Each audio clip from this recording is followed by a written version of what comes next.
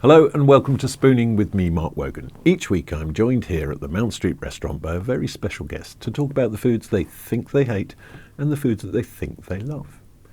Executive Chef Jamie Shears will be cooking up a couple of spoons downstairs for my guest to try blindfolded. Taking on the spoons this week is a true mastermind, and his enduring career in broadcasting has led him to be more than just a reporter of everything that goes on around the world. And his new book, Everything is Everything, is out now. It is my great honour to welcome, for a spooning with Mark Wogan, Clive Myrie. Oh, it's lovely to be here, and the smells coming from We have got table is incredible. we have got a lot of food for you today. Oh, good. I'm starving. My belly's rumbling. Well, I'm in the mood. as regular listeners will know, before coming on, our guests fill out a little questionnaire of the foods they love and the foods they hate. And there was a lot of attractive stuff on there, a lot of kind of historical stuff for you personally, and some interesting dislikes, which we will cover. Interesting dislikes. Which we will cover at some point. Now, first and foremost, your parents came here in the 60s as part of Windrush. Yep. And they chose Bolton. Bolton in Lancashire. Good food up there. Yeah. Good, honest food. So the question is, I think, why Bolton? Yes. Yes. Well, my uncle, Cecil, and my other uncle, Rennie, they were in the RAF. They were munitions drivers in the Second World War. And they would be driving bombs and weapons and all kinds of stuff to different military bases around the country. And so the war started, obviously, in 1930. And this is sorry to interrupt, but this is something that people from the Commonwealth were encouraged to come and do, to be part of the war effort. You're welcome to come here and fight on behalf of King and country. No question, Mark. I had a great uncle who fought in World War I, William Runners, and lots of people from the Caribbean fought in the First World War for King and country, and the call went out to the Commonwealth, or the colonies as it was then, in 1939 to come and fight for King and country again. And my two uncles answered the call. They came over to Britain, and they were munitions drivers, as I say. And then for 1 year, I think it was 1940, probably 40 to 41, we didn't hear anything from him. When I say we, my family back in Jamaica, didn't hear a word. And he'd already made it clear that if you hear the sound of a doodlebug and he's driving a wagon full of bombs, put your foot on the brake and jump and run, because any spark hits that wagon, boom, you're gone. So my family started worrying, oh my God, that's what he's doing. He's not on the front line in Nazi Germany or whatever, but he's driving this thing full of bombs. And we didn't hear, my family didn't hear from him for a year. Anyway, he gets back in touch after a year. We still don't know what happened in that 1 year period, that 12-month period, but we just assume he fell in love. We just assume he fell in love. Because straight as soon as the war was finished, 1945, he's demobbed, gets on the phone to my dad, his younger brother, Cecil's younger brother, and he says, you got to come over. You got to come over. This is where you'll make a bit of money. This is where you can have a new life. This is where you can bring up your kids with a good education. And by the way, I've met this girl and she's from Bolton.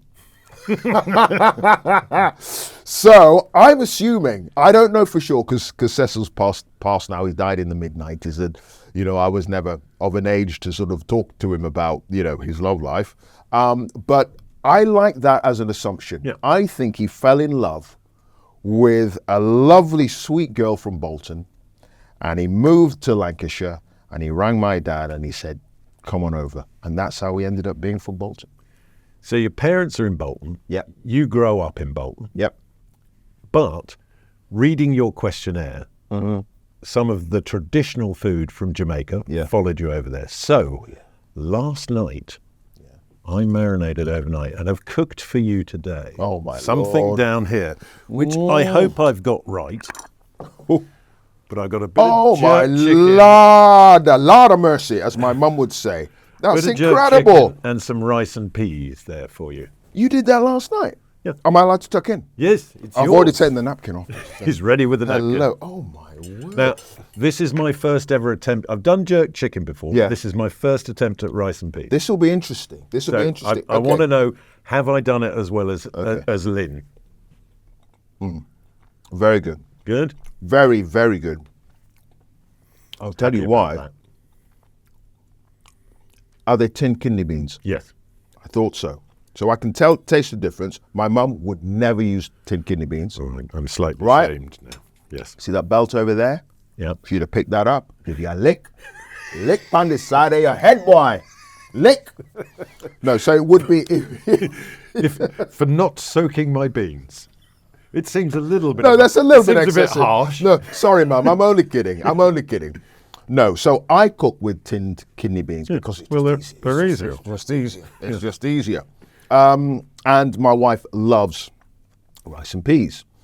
My mum, however, would have a packet of peas and she'd soak them overnight. But the peas and then boil them for 2 hours. Peas Peas as are described by actually West kidney Indians, beans. Yeah. are actually Kidney beans. Actually Actually kidney kidney beans. beans. But this is delicious. Is there coconut in this? yeah. Coconut, allspice, a little bit of thyme. You weren't messing around, were you? Well, yeah, did my research. Coconut in there. You could also put in, a little knob of butter and bacon. Bacon as well. Bacon in there. Give it a little bit of extra fish. So lardons would work beautiful. But this is stunning. Now, I'm quite confident about my jerk chicken. Yeah? So I want your opinion on my jerk chicken. Well, I marinated and cooked in Jamaica recently Yeah. half a pig. Jerk pork. So Really good. we've won. Am I allowed to keep eating? You're allowed to keep eating. All right, jolly but there is more food to come. I know. So I'm not allowed to eat it all, basically. No. So This is good. I'm glad I've succeeded there. You I'm have, glad you I have, succeeded mate. You there. have. So you were here, brought up here, West Indian family, in Bolton. Yep. I mean, I'm still questioning that, but that's because I grew up down south, and I apologise. Southern Jesse. You're a Southern Jesse. I'm a Southern Jesse. Uh-huh.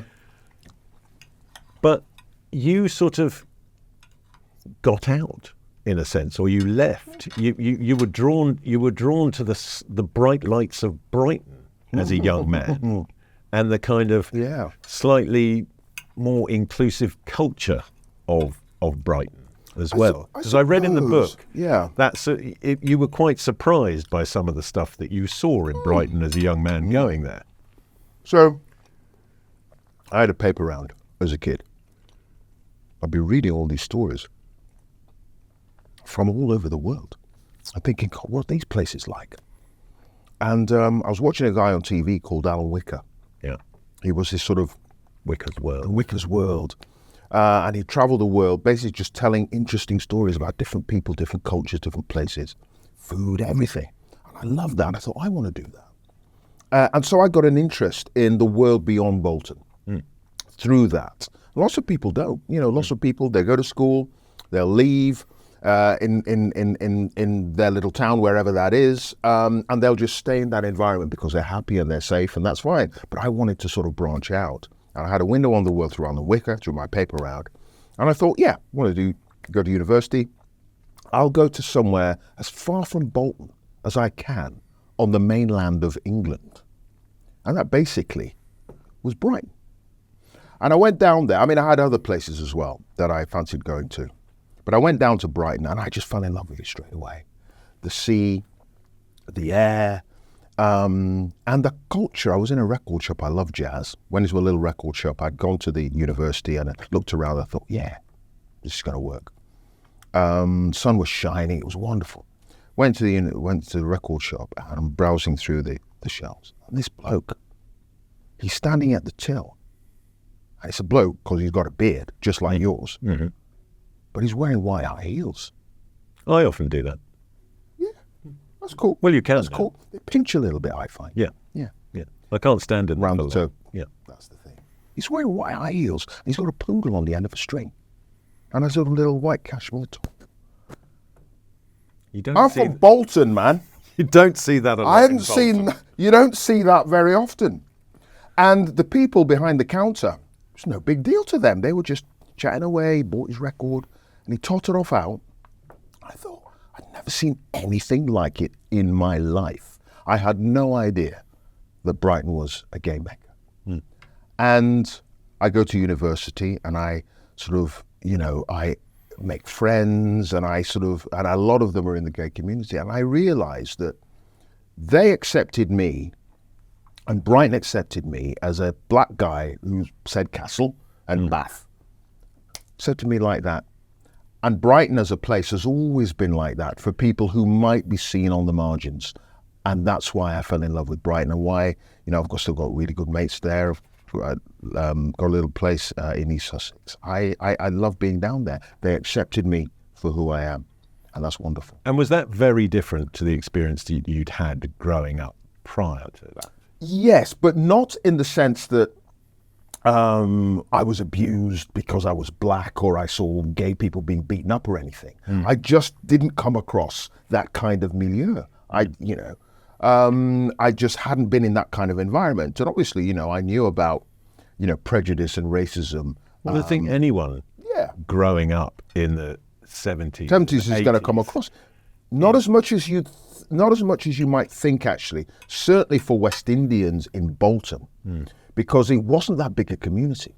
The big immigrant community in Bolton was actually South Asian. It was Pakistani and Indian, Bangladeshi.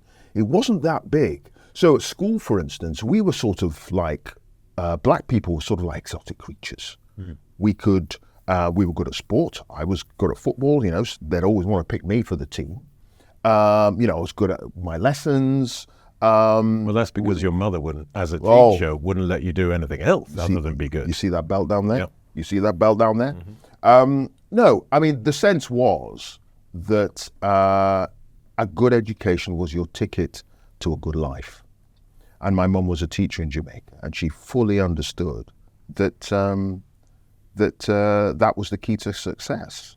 So she was someone who, if you came home and you didn't have the right grades and you weren't doing well, then quite right too. And that sort of that love, manifested itself in encouragement and pushing and giving you a sense of self-confidence that was really important to me and to the rest of my family. I know that.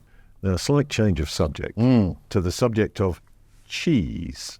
Cheese is. I'm reading about. I know you've got cheese on the. I know. I keep thinking. God, I don't want to waste this, but I know I should stop because I know there's more stuff. I'm very pleased that you want to keep eating my chicken, but I'm going to take it away from you for now. Yeah. Because we need to get to the subject of cheese, which has played an important role in your life, cheese. Yeah, yes. Okay. You're right. Because not only is it something that you don't like unless it's on a pizza, right? So we'll start off with that, because down here, luckily, I have a little bit of history with pizza. Oh, really? With home slice pizza. Oh, right. Which is my business. Yeah. And you said you'll only eat cheese if it's on a thin crust pizza. Thin crust. Got to be thin crust. Well, open that up and see whether I've achieved it. Wow. See, that's what I do when I'm not doing this. Oh, really? Is I make pizza. You're a pizza guy. Not me personally, obviously, anymore. Yeah. Because I've got luckily got 3 restaurants. Used to have a few more, but then, mixture of Brexit and COVID got rid of that. Yeah. But that's life. Yeah. I'm not complaining. I'm still in the game. You're still in the game, and you're still making good-looking pizzas, man. So, also, cheese played a role in your love life, because you were at a book launch about Swiss cheese when you met your wife. First of all, am I supposed to just sit here and talk and not eat this stuff? No, you've got to eat. Thank you very much. That is there for you. I was going to say, thank you very much indeed. Yes, so cheese, not my favourite thing, right? Unless it's cooked cheese like this, or a sort of, or a really hard cheese like pecorino or something. That I love. So you wouldn't thank someone for the cheese board in a restaurant? Is that what you're saying? Not usually, no. I'll have the mint tea, please. And the biscuits. But what is it about cheese? I mean, did you have? I just don't like the taste, man. No, I didn't have a bad experience with like I don't know. Because somebody gave you Roquefort as a child. Exactly, thought, yes. Never again. They gave me some horrible, nasty brie when I was 6. No, that didn't happen. I don't know, I've just never liked that really sort of powerful taste of some cheeses. But curiously, yes, curiously, friend of mine, she worked in publishing, and she was the comms manager for a big publishing house, and there was a party, and she said, come to the party. I said, all right, go on. I said, what's the party about? She said, oh, it's a launch of a book on Swiss cheeses. I said, really? She said, yeah, Swiss cheeses. And I had another party later on in the evening, so I said, okay, I'll go to your party, you come to mine. She said, great. Anyway, I turned up to the party on the book launch on Swiss cheeses, and in the corner was this very, very, very beautiful woman who saw me and fell in love with me straight away, and that was that. That's how I tell the story, by the way. Who, according to Oprah Winfrey, has good abs. Oh, yes. Oh, my God. God, you really have read that book.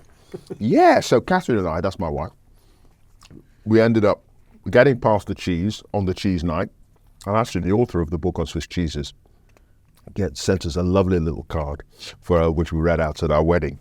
Because she knew that she helped get us together over the cheese. Anyway, I'm Washington correspondent many, many years later. I'm a member of a gym just down the road from the BBC office. And it's a bit of a swanky gym. It's in the Ritz-Carlton on M Street. There are perks to the BBC. There are perks, but we got a very good rate because it was the BBC. Thank the Lord, because it was expensive. And so everybody went there, all the senators, congressmen and women, they all used the gym. You know, Ehud Olmert. I remember Ehud Olmert, former Prime Minister of Israel. Oh, it's pumping iron. Did you spot him? I spotted him. No one else spotted him. I spotted 2 Secret Service guys standing next to him, sort of, okay, take that bell off now. Put the other one on, small one on. 50 Cent was there, I remember. Barack Obama was there. And Oprah Winfrey was there. And she saw Catherine. Catherine had just come out, covered in sweat, blah, blah, blah. She said, nice abs. Nice abs. So that's Catherine's Oprah Winfrey story. And is it true your wife must have Barack Obama for you in the swimming pool? There's a little porthole in the door to the swimming pool. She couldn't really see much. Go through, see a figure swimming along. And I tended to go to the gym around about 10, 11 o'clock in the morning. And but that day I would be swimming usually, and Catherine would sort of put her head round, look through, wave, walk on. One day she puts her head through, has a look, waves, guy's doing a stroke, looks up, waves, it's Barack Obama. It ain't me. This is very good, by the way. Good. Very good. Going back to the person you get mistaken for in a swimming pool, Barack Obama. Yeah. One of the very emotive things in the book is the description of being at the college that he attended on the night that he was elected president. He didn't go there. He went to Columbia. Yeah, went to Columbia. But on the night of the election, I was in Atlanta, Georgia, and I was at Morehouse College, which is a historic black college. Black Oxbridge, I suppose you could say. Very, very prestigious. Martin Luther King went there, Samuel L. Jackson, Spike Lee. And I was there on the night of the election. He was running against John McCain, of course. I was in the Great Hall, TV screens everywhere, everyone watching the result come in. And there were faculty, members of staff, the head was there. There were alumni, old boys and girls who'd been there, old students. Present students, and some of the old civil rights marchers who'd been on, campaigns with Martin Luther King and so on. And they were there, in their sort of 80s, late 70s and 80s and stuff. And they were all there expectant, hoping that this moment in history was going to come. And then at some point in the evening, it was announced Barack Obama had won, got over the top, got the 270 electoral college votes necessary. He was the president-elect of the United States, a black guy. Everyone's in tears. Everyone is in tears. And I remember, I've looked back at the footage to help me write the book. The president of the college just standing there, and he's just shaking his head like this. I can't believe it. I can't believe it. It's absolutely incredible. Anyway, I'm broadcasting into the election special program, American presidential election special program with David Dimbleby presenting. And he comes across the line and he says, Clive Myrie is at Morehouse College in Atlanta, historic black college. It's where Martin Luther King studied and where Martin Luther King learned a lot of his ideas on non-violent protest. It's where he was made, and it's on those shoulders that Barack Obama stands. Clive, just paint a picture of what it's like over there. And I just described the scene, emotion, tears, and then for some reason, towards the end of the interview, I said, and I have to say, David, for me being a black man, to be here in this college in the South at this moment in history is just unbelievable. It's a privilege. And David said, thank you, Clive, thank you very much indeed. And I put down the microphone and I thought, oh my God, I'm an idiot. I'm a complete idiot. I've made this about me. I've made one of the biggest moments in global history, frankly.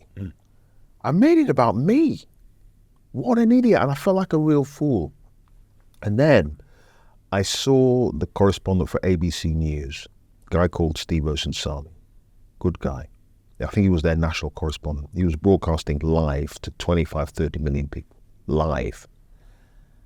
And he's in tears, streaming down his face. And I'm thinking, I haven't crossed any line at all. No. Not at all. This is such an important moment.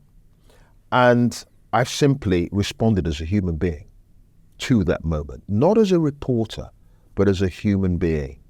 And I think the public pick up on that. And I hope that that's characteristic of how I try to report stories now.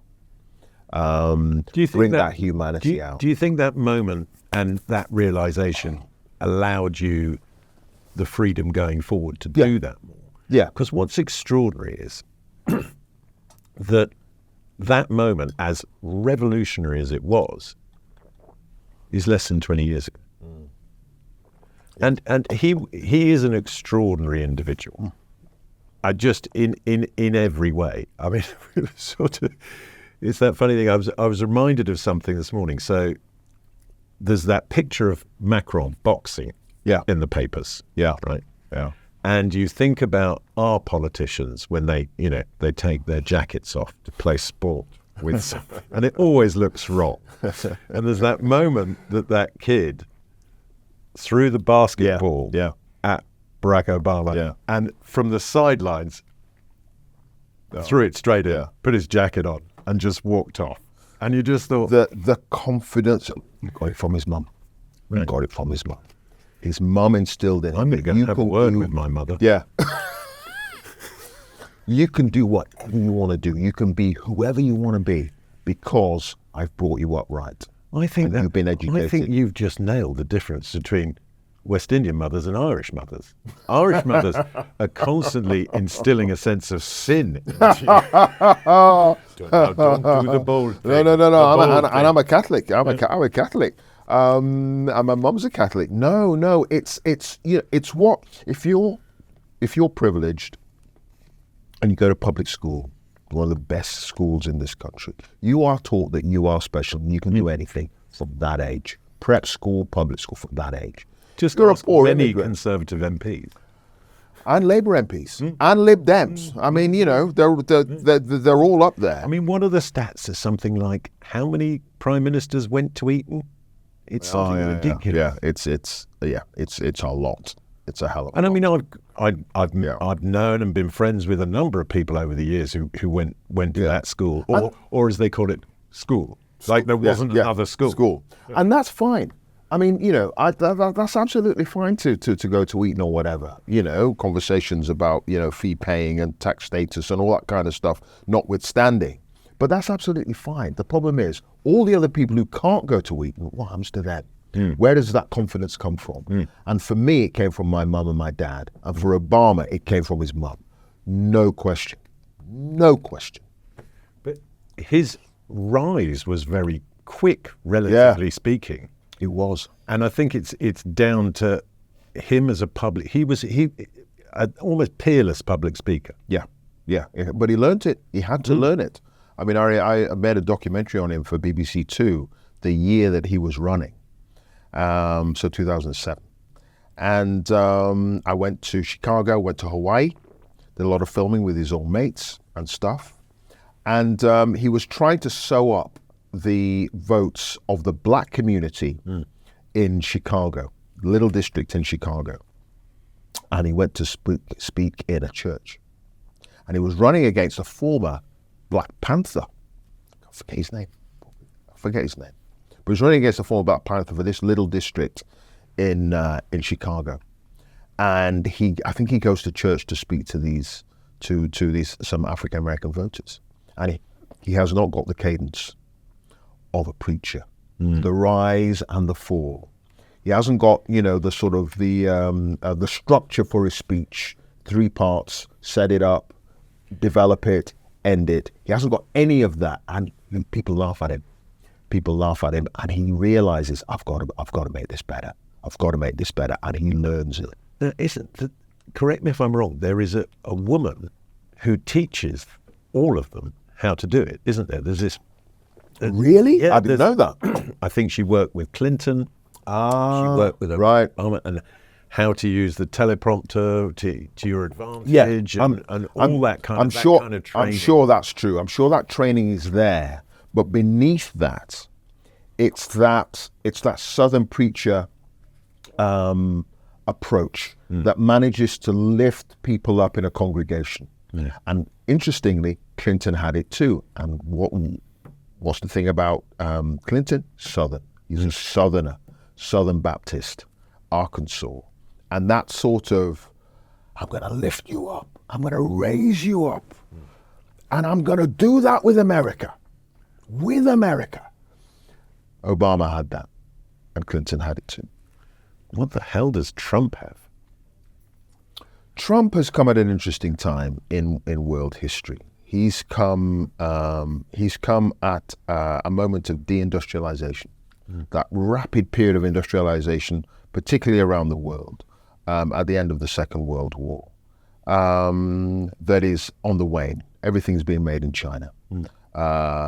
Established sections of society, particularly white working class, are wondering what's going on.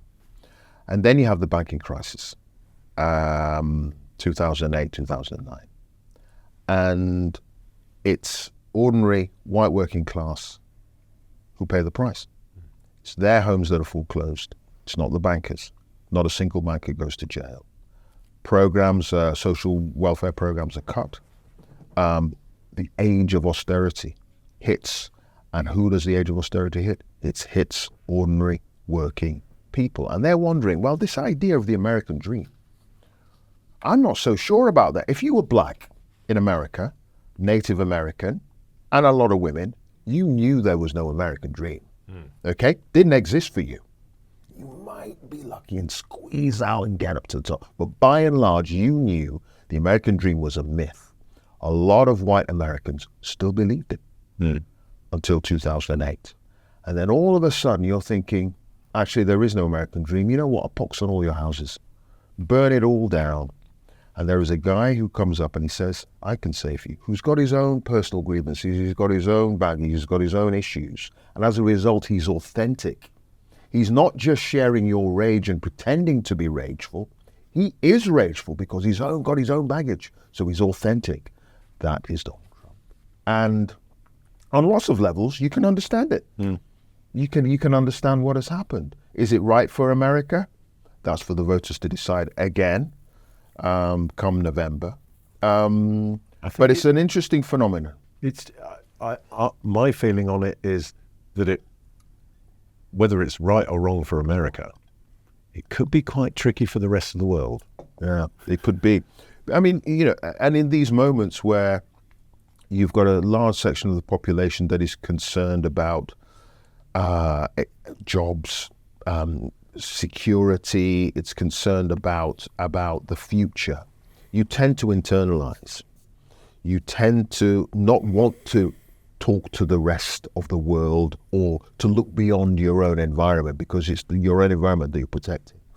And Donald Trump is an isolationist. It's as simple as that. And that's a strain that's always been there in America. Yeah. I mean, it took Pearl Harbor to get America into World War II. FDR was getting a lot of pressure not to join the fight, And who knows what would have happened if the Japanese didn't attack Pearl Harbor. But that strain in America, that it has everything. It doesn't need to negotiate or interact in any meaningful way with the rest of the world. It's always been there. And it pops out every now and again. And it's out there now. But it is time for you to don the Spooning with Mark Wogan blindfold. Dun, dun, dun, dun, dun, dun, dun. So if you just pop this on, dainty little character on there. Oh my word! This is serious stuff, man. Is that as good as the Marines one when they're doing the training? I think it is. Actually. No. I think it is. Make sure that's good. I want no light coming in. No light. It would usually be a Hessian hood with the Marines, but now I'm just going to slide this across here now, and I will feed it to you. Okay. But this is your first spoon, sir. Okay. And I need you to describe the flavours, the textures, what you're experiencing. So open wide, it's quite a big spoon, this one. There you go. Now, what are you getting there? Now, this is based on your food loves, your food dislikes, should we say. This is... What have you got there?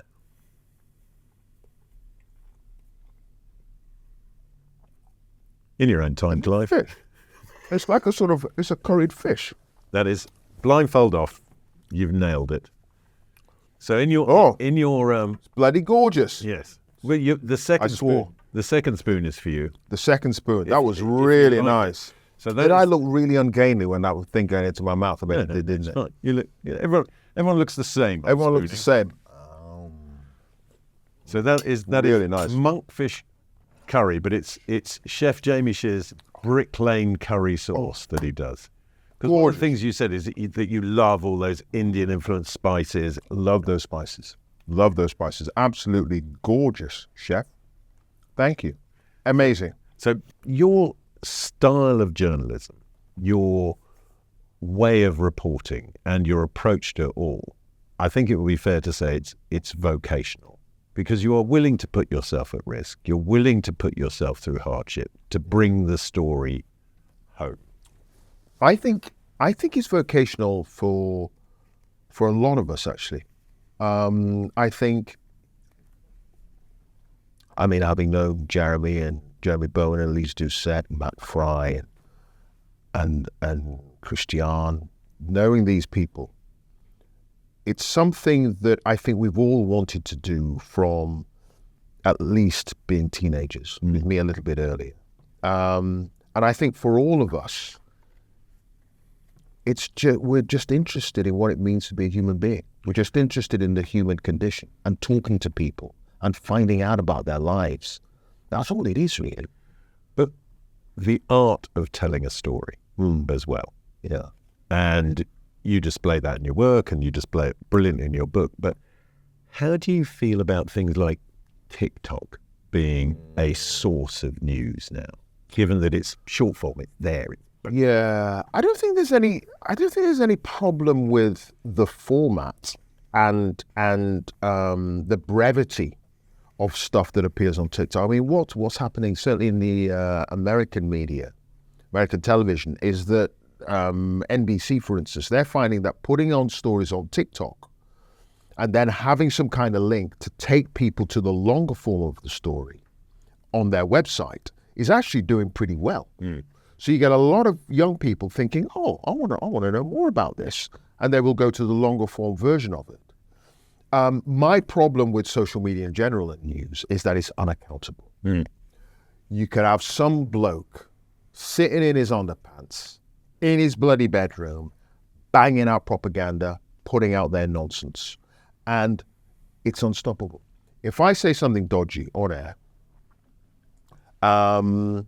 which has I a could be human, fired.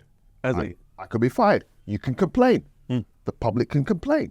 There is a process by which you can get redress for something I do on air. That does not happen if you're sitting in your underpants banging out rubbish, whether you're a bot or a Russian troll farm or whatever. And that's my problem with social media. It's the Wild West. Well, I mean, the problem are these. Yeah. And one of the more difficult parts of reading the book is how unpleasant some of the criticism you receive from people who can retain their anonymity and say whatever they like. Absolutely. So in a society which, you know, on the surface appears to have moved on, there is now this digital channel in which that discrimination can live on. Yeah, totally. And it's not just racial discrimination, it's misogyny. I mean, you know, you should see the postbag of some of my colleagues. It's absolutely unbelievable. And it's because they can get away with it. Not just in postal form, you know, with me, it's guerrilla on the front, people like you shouldn't be on our TV, blah, blah, blah, you know, people issuing death threats, all that kind of stuff. But now more people can do it with no comeback at all. You know, I was covering the COVID. I was at the Royal London Hospital. I was there for quite a long time. We were editing. This was the first lockdown, so I was editing in a hotel nearby. And it was just key workers who were in the hotel. No one else was moving around. I'm editing the room. And up pops an email, and it says, Clive Myrie is a black C ... T. And I'm like, Sam's a producer. He's funky and he knows about the internet and stuff. I said, right, find this person. Individual. Find that individual. Taking it down, gone. Can't find it. Gone. You know, and you can do that. And 9 times out of 10, it does not bother me. It's sad losers. There are always going to be sad losers out there. The problem is that they have got access to the airwaves in various forms, and they can get that loser message out there. That doesn't usually bother me. But one guy was issuing death threats. Coppers eventually arrested. Comes out in trial, at his trial, for sending malicious communications. And these were death threats directed at you. These were death threats directed at me, Lewis Hamilton, bizarrely, and some other guy. And came out in trial that he was looking at child pornography. So he went down for that, sentenced to that, as well as the malicious communications. And in various messages to the BBC, he threatened to shoot me. And it transpired that he'd had previous convictions for firearms, having firearms and not having a license. So, and that really, as I say, 9 times out of 10, I just think, you know, wacko, crackos, nutters are out there. You'll never get legislate for absolutely everybody. But this guy, you know, what could have happened? What could have happened? And British society, you know, from when my parents came here in the 60s, it has progressed so far. You know, you've got a Hindu prime minister. You've got a mixed race home secretary, a Muslim running London, and you've got a mixed race guy running Wales. I mean, it's incredible. But they were all, and as a result of that change, society has changed. It's looked at the structural problems that existed in having prejudice in society in general. But there will always be individuals out there who don't give a monkeys and who, for their own reason, don't like black people or don't like gay people or don't like women. And every now and again, these losers pop up. And that's what happened with this guy who, you know, threatened to shoot. I mean, but it is extraordinary. Do you think, because in the book, you talk about to your family. I say this off? You can take that off for now. Yeah. In the book, you talk about the importance, particularly to your family and to a lot of West Indians, of Trevor McDonald being on TV, and how that provided a beacon and a hero, totally. for people. And do you think, or do you even stop to think that you and all those people that you just listed do the same for the next generation? Yeah, I suppose maybe we do. I mean, it's not something that's Trevor sought, to be some sort of, incredible hero that is an example to everybody. He was just doing his job. And if a byproduct of me doing what I do is some young kid thinking, God, it is possible, I can do that, then that's brilliant, absolutely brilliant. But it's not what I'm seeking to do. I'm seeking to pay my mortgage and travel the world and have a good life. I mean, that's the bottom line. And to tell a story. And to tell stories. That's true. That's absolutely true. And to shine a light on issues that people might not be thinking about. Or tell the truth. You do what you can. You relate facts. And if those facts hopefully point to a state of being and an existence that is reflective of whatever that truth is, then that's fantastic. And that's what I'm trying to do. That's what we're all trying to do. Do you ever find it frustrating, or do you ever find it difficult when you are presented with a situation where you know the truth, but you can't report it?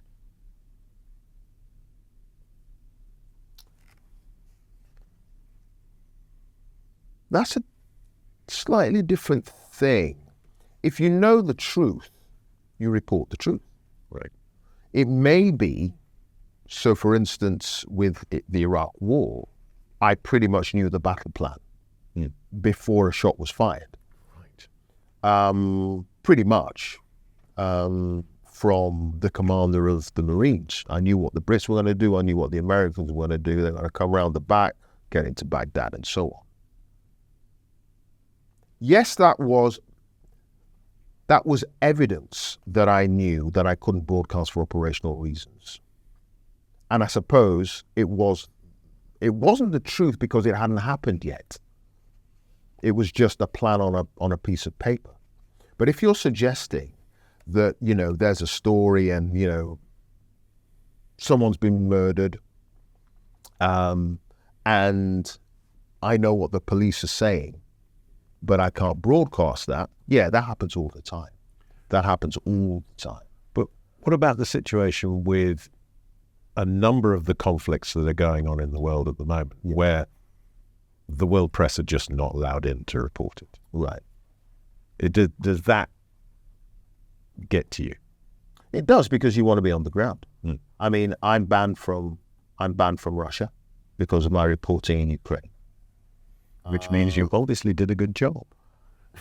I told the public what I saw and related to viewers what I was experiencing, which for me was the truth. That doesn't sit well with some, particularly on the other side of the front line, and as a result, I'm banned. As a journalist, I'm not allowed into Gaza as an independent journalist. I can go in on a facility with the Israeli Defense Forces, but it would be very, very difficult to operate on the ground if I managed to slip in somehow. There is no facility allowing independent journalists on the ground, and that is regrettable because you want to tell as many sides of the story as possible, because that increases the public's understanding of what's going on. And don't get me wrong, we have amazing journalists on the ground in Gaza, all local journalists by and large, but they're knackered, and it's intense, and it's regrettable that I can't report from Gaza. Very regrettable. And do you think is there any hope that would change? Yeah, I mean, you've just got to keep lobbying. I'm along with a distinguished group of other journalists. We've made representations to the Israelis and to the Egyptians to allow us in through the Rafah border. We've tried that. No joy so far. But we've just got to keep plugging away and hope that at some point it will happen. I suspect it won't happen. Not before Israel feels it's finished its military operation, or at least the main part of it. I don't see it happening, but you've got to try. I think I've been really, really lucky over the last sort of 20-odd years of my career that, you know, I've had an opportunity to go to some amazing places, talk to some incredible people, and to, you know, have that coveted, you know, front row seat to history. I've been very, very lucky, and I'm lucky that I've had an employer that's got me, that's understood me. I was interviewing in a sort of in conversation thing with Trevor McDonald. I was interviewing a few years ago, and I was telling him the story about me not wanting to cover the Notting Hill Carnival, wanting not to be seen as a black journalist, but just a journalist who happens to be black. And he said he did exactly the same thing with his employees at ITN. He told them he did not want to be branded a black reporter. So don't be lazy. Don't just send me to those black stories. You know, I want to be fully rounded when it comes to my reporting. And I think that has allowed me to be able to do a wide range of things. And I'm so glad I did that at the beginning of my career, so that I wasn't typecast. And I hope when people see me, they on screen, they think, oh, it's Clive. They don't think, oh, it's that black guy. You know, that's what you're working for. But the breadth of what you do gets wider and wider. And more recently, one of my favourite shows, Mastermind. Yeah. I mean, when that got offered to you, did you go, brilliant? Or did you at first go, really? I'm not sure? Or what was your reaction? It was an element. Well, I mean, I sort of went through a screen test and did all that, and then got the job. I didn't fully understand what a big deal it was, actually, which is a bit odd, I suppose. Well, you're busy being on the other side of the world. I suppose, I don't know. I suppose my whole life had been focused towards, you know, being a hard news reporter and all that kind of stuff. And so it didn't hit me until I got the job, which was incredible. Walked into the newsroom the next day, and my face had been plastered all over the papers, you know, the new Mastermind, whatever. Suddenly you were the news. Suddenly I was the news. Yeah, that's it, man. That's it. And I got a round of applause from the folk in the newsroom, which was brilliant. And then George Alakayo, God rest his soul, took me to one side and he said, "Do you have any idea how big this is? Do you have any idea?" And I'm like, "I don't, George, I don't." And he said, "It's just immense. You know, the BBC has been willing to entrust you with one of the jewels of broadcasting." And it wasn't until George was an amazing guy. It wasn't until he told me that the full magnitude of it hit me, actually.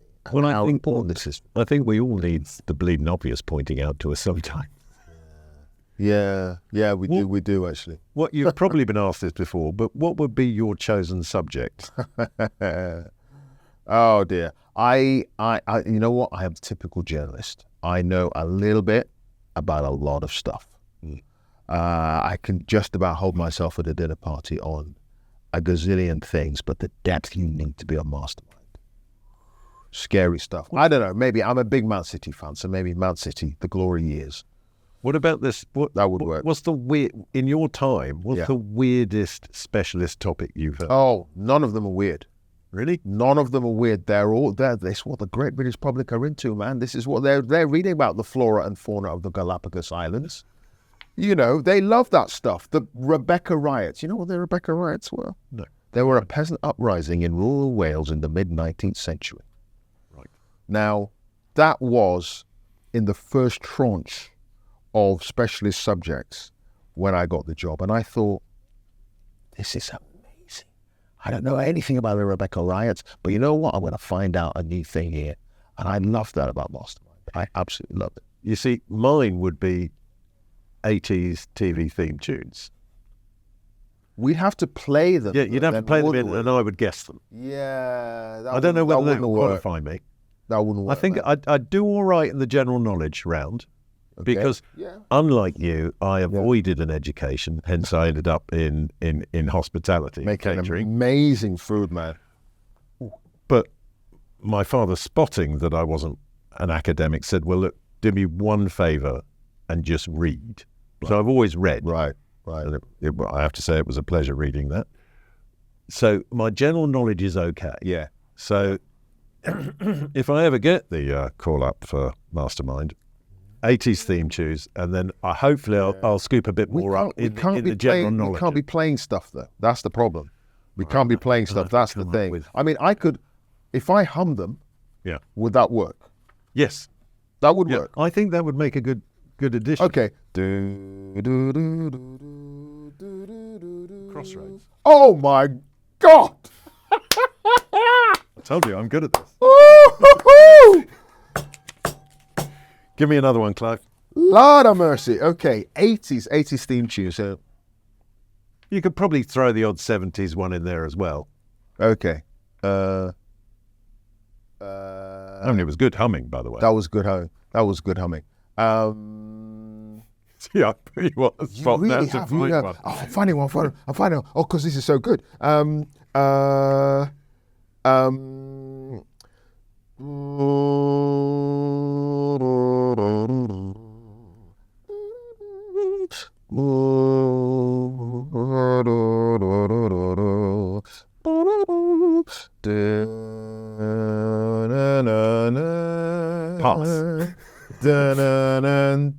I can't believe it. I almost Coronation Street. Yeah. I almost didn't do that because I thought that's too obvious. Well, but you struggled, man. But you struggled. It's because I was doing it. I did it badly. It's because it's strong.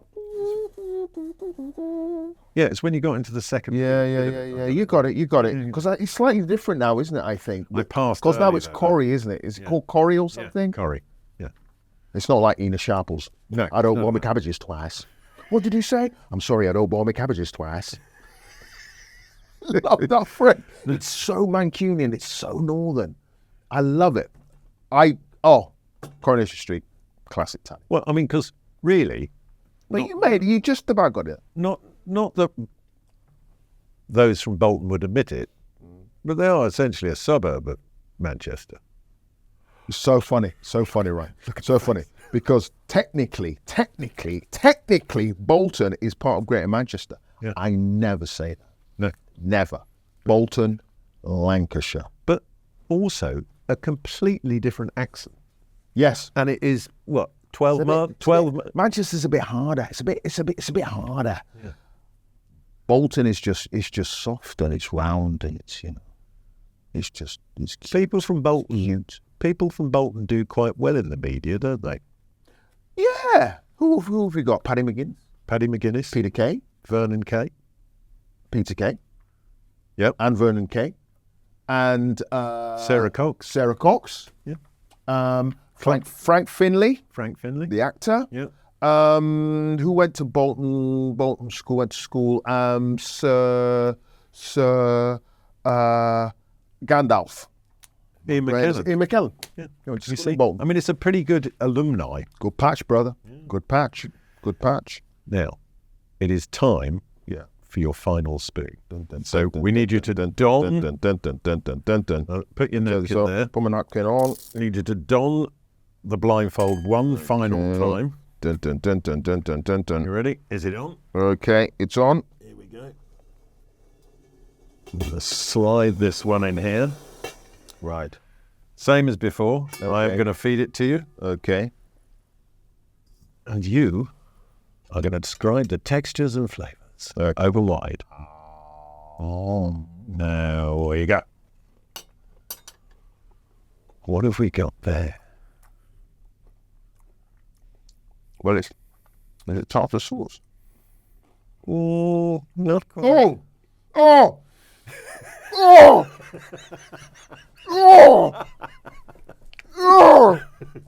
You got there eventually. Right. Swallowed it. Oh, You can take the blindfold off now. you're a nasty, wicked, evil man. Nasty, wicked, and evil. So what is so my nasty word. and evil and wicked about I that? can see. The thing is, I can taste it now. Okra, lady fingers, ladies' No, but fingers. He's done that. It's beautiful, light tempura batter with an oyster mayonnaise. Don't give me your fancy ways, your sort of nouvelle cuisine. So You know, don't give me that nonsense. You've slapped some batter around an okra ladyfinger. Oh, God, did I tell you about my story? It was in Chad. yeah, I was doing a story there, and with a brilliant local guy who worked for WaterAid, amazing charity. And we did the filming, and he said, "You got to come out for dinner. Got to come out for dinner." So it was me and my caravan. We were out for dinner with him and his wife, lovely guy. And he served the food, and it was a whole dish of okra. And I couldn't be rude. I ate it, man, but it was painful. and you already I you already can't do knew okra. you hated okra at this Yeah, stage. yeah. So where does that come from? The don't loathing know. of okra. I don't know, but I can taste the stickiness of it. I had it deep fried. So not just the batter, but the whole thing deep fried in Barbados recently on the Caribbean road trip. And it tasted okay, but I could still taste that sort of cloy, oily, gelatinous sort of Vaseline type sort of texture. So what you're saying is, Clive, you won't be having the second spoon. Let's just say it's unlikely. It's unlikely. Well, I'll tell you what is likely, that we will continue to see you on our screen. Oh, I hope so. It's been a pleasure to have you on the show today. It's been wonderful. The food has been amazing. He's now hiding the final spoon of okra. But Clive's book, Everything is Everything, is out now to buy, and I think the paperback's out. Yeah, soon the as well, paperback isn't it? comes out in May, and And the new show. yeah, the new show, Clive Myrie's Caribbean Road Trip, Clive Myrie's Caribbean Adventure, comes out beginning of May. Paperback comes out at the beginning of May as well, and the grand final of Mastermind, the grand final. It's a corker. Which I'm telling you, I think I might be in with a shout of winning that. I think if I ever enter. I think you Theme should- tunes and general knowledge. I think you should make an effort, man. I think you should make an effort. Thank you, Clive. It's An been a absolute pleasure pleasure. chatting. I've pleasure loved it. feeding you. Yeah, I'm sorry we didn't change your opinion on okra. it ain't gonna happen, man. We can't have everything. It ain't gonna happen. Good to see you, Mark. Thank you.